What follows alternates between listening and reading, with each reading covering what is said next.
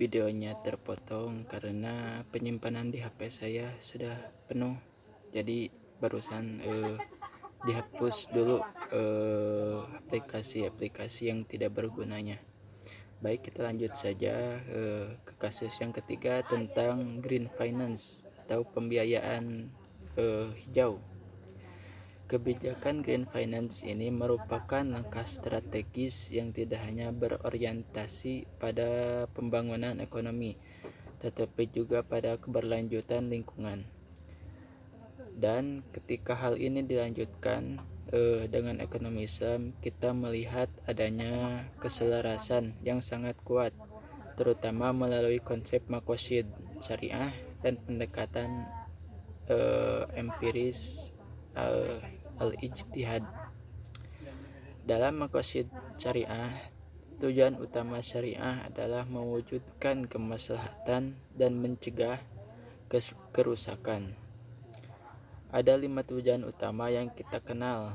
Yang pertama, menjaga agama, jiwa, menjaga akal, menjaga keturunan, dan juga menjaga harta.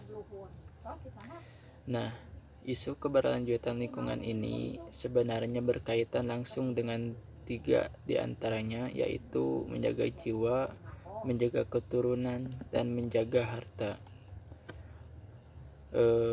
Menjaga jiwa atau bisa disebut juga hifz al-nafs, energi bersih dan lingkungan yang sehat, menjaga kelangsungan hidup masyarakat. Terus menjaga keturunan, hifdzul al-nasl, mengurangi efek perubahan iklim seperti menjaga masa depan generasi mendatang. Terus menjaga harta, hifdzul al-mal, investasi dalam energi terbarukan, menciptakan aset ekonomi jangka panjang yang stabil. Jadi pembiayaan hijau ini bukan proyek ekonomi, tetapi bagian dari upaya menjaga kemaslahatan kemaslahatan publik secara komprehensif. Terus ada metode empiris ijtihadiyah. Dalam ekonomi Islam memungkinkan kita menggunakan data, riset ilmiah, dan kebutuhan zaman sebagai dasar merumuskan kebijakan baru yang tidak disebutkan secara literal dalam sumber klasik. Misalnya krisis iklim, polusi udara, atau ketergantungan pada energi fosil adalah realitas empiris.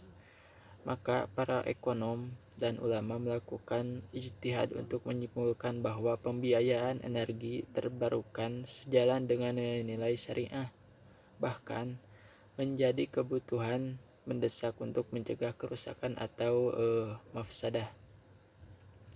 Dengan kata lain, kebijakan green financing adalah contoh nyata bagaimana syariah dapat diimplementasikan dalam konteks kontemporer melalui proses ijtihad berbasis data dan kebutuhan masyarakat.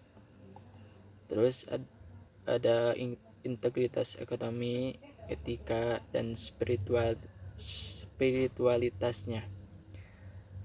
Kebijakan ini mencerminkan integritas yang sangat harmonis antara 3 domain yang yaitu ekonomi, etika, dan spiritualitas.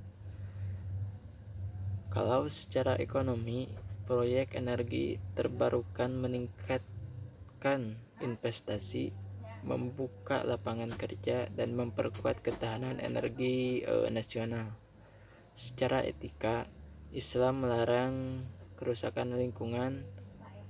Pembiayaan hijau berarti mendorong aktivitas ekonomi yang tidak merusak bumi dan memberi manfaat luas.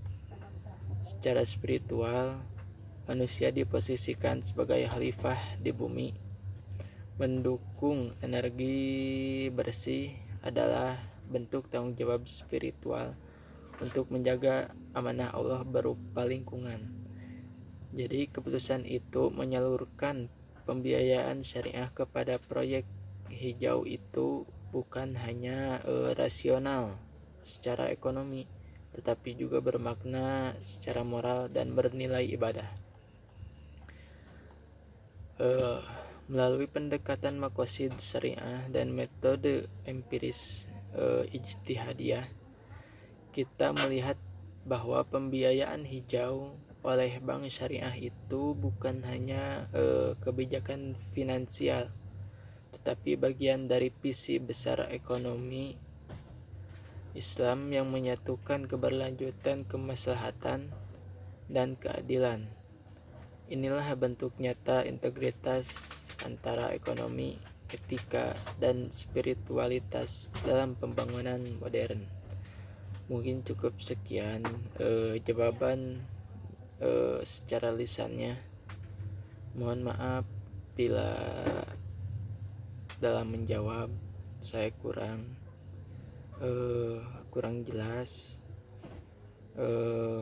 kurang lancar. Terima kasih. Assalamualaikum warahmatullahi wabarakatuh.